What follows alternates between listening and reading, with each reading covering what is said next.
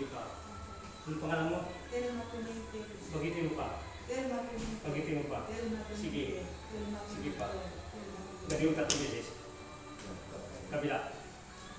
Magalaw ka nga. Huminga 3 beses. Kumusta? Bumaba. Bumaba. Binabaw ka na. Wala na. Tapos na rin.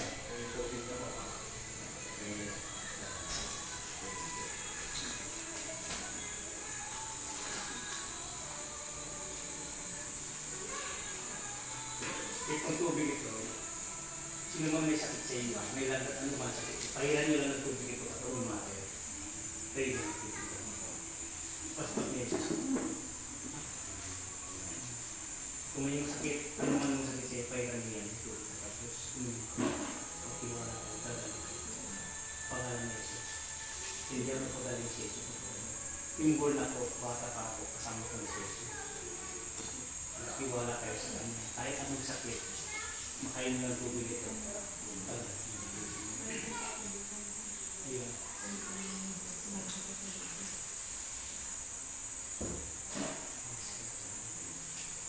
Kahirin mo. Kumusta? Pina. Umalis na.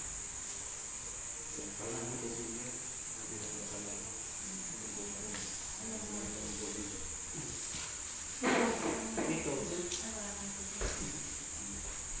diyan sa Tarlac, sangga na pula yung pinunta niya, pumunta sa akin ng mga pati yung 2 plasyo niya, pinasmasan ko. Linggo-linggo na sa hospital sa kundi sa ano siya, nag-isa sa lumaki sa akin. Ngayon, may ilang paspas sa akin, hindi mag-inom ko siya. Mag-retard na, sabi ko mangyayari. Ngayon, ay tutulog na siya. Awak man yan, Tarlac. Si General Harris Reyes Pama, dito rin. Buong pamilya niya.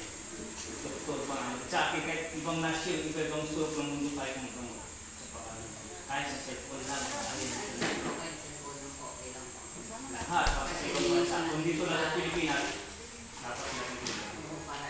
Lahat, kahit saan sulok ng mundo tayo kung pimbol na ko, kasama ko na. Hindi ako nagpagaling sa Jesus, kasama ko na.